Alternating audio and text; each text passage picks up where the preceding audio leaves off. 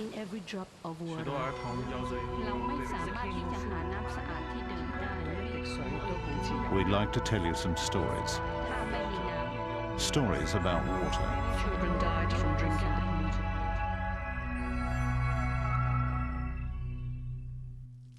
Water is essential to life.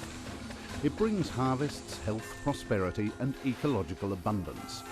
But poor management of water resources leads to poverty, disease, environmental degradation and human conflict.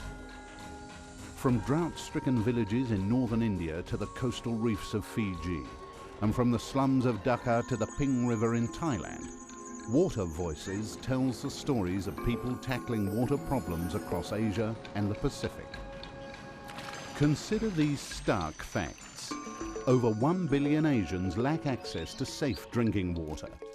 Half of the 3.5 billion people living in the region are without adequate sanitation. Pollution levels of Asia's rivers are the highest in the world, while forest cover, so crucial to the health of freshwater sources, is among the lowest. One consequence of failing to conserve and properly manage Asia's water has been increased competition and conflict over this scarce resource. In the small island countries of the Pacific region, fragile freshwater resources are threatened by growing pollution, population pressure and climate change. In Water Voices, we meet people who are finding solutions to the worsening water crisis in the region. For the Fiji Islands and its people, the land and the sea are inseparable sources of life. But development over the years has caused critical damage to the fringing reef and degraded village water sources on the island of Viti Levu. A pioneering partnership involving coastal communities, an NGO and a tourist resort is working to save the reef on the Coral Coast and protect and better manage local freshwater resources. Nipote Senekal, Secretary of the Duvu Environment Committee, is committed to reviving the living waters, or Waibulubula. We had coral out there, just out there in the sea, but today there's no more coral there due to the constant flooding and because people cut off the trees beside the streams up the hills just to plant a lot more sugarcane, not thinking too much of what the future will hold for us. Women from the arid rural areas of Gujarat in India know the value of water. During a 3-year drought, they spent more than 3 hours every day fetching water from a steadily diminishing source. Now the women are managing village water systems, improving supply and bringing water closer to home. They use the extra time to earn a living doing traditional embroidery, sold through a handicraft cooperative. The village women are members of SEWA, the Self-Employed Women's Association, with 500,000 members throughout Gujarat. Local SEWA leader Gauriben thinks that women should no longer have to be walking for water.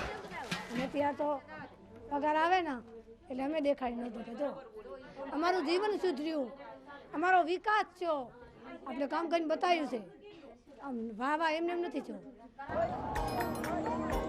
Years of war and civil strife left Phnom Penh's water supply system in ruins. An estimated 70% of the city's water was lost through the decrepit distribution system and illegal connections. Today, the Phnom Penh Water Supply Authority has become one of Asia's most effective public water utilities and is advancing rapidly towards its goal of providing water for all of the city's residents. The utilities director, Exon Chan, spearheads a team which is going all out to make the connection. For me, I think that it's not the matter of public or private. That is only the matter of process, the matter of leadership, the matter of policy. We want to work for our nation, we want to work for our country. We are proud to be that.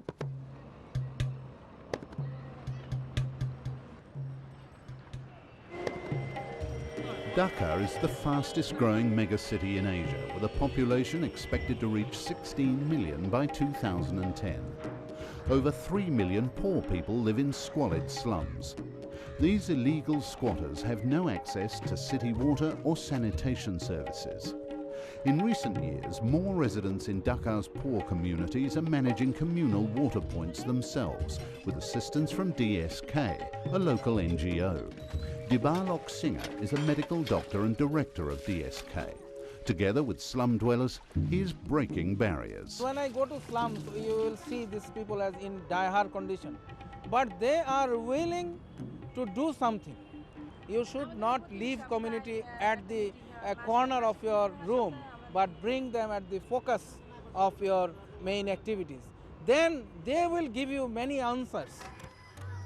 Hidden Paradise is a tale of two poor communities side by side in the city of Bacolod in the Philippines. One community, Riverside, is a wretched squatter area, mired in stagnant water and rubbish and without a safe water supply. Across the road lies Tinagong Paraiso, a community of former squatters with tidy homes and clean, dry streets, a safe drinking water supply and healthy children.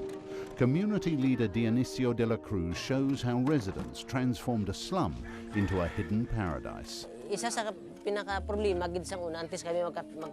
we set up our new water system, we had a big health problem. People were getting sick a lot.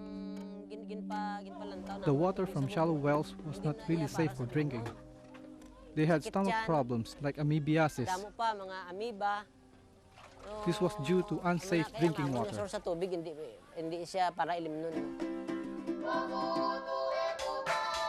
The remote island countries of Kiribati and Tonga in the Pacific rely mainly on fragile groundwater aquifers just below the surface for fresh water.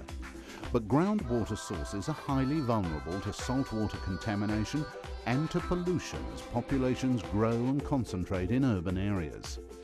Community organisers are working to change people's behaviour to safeguard water supplies and the environment.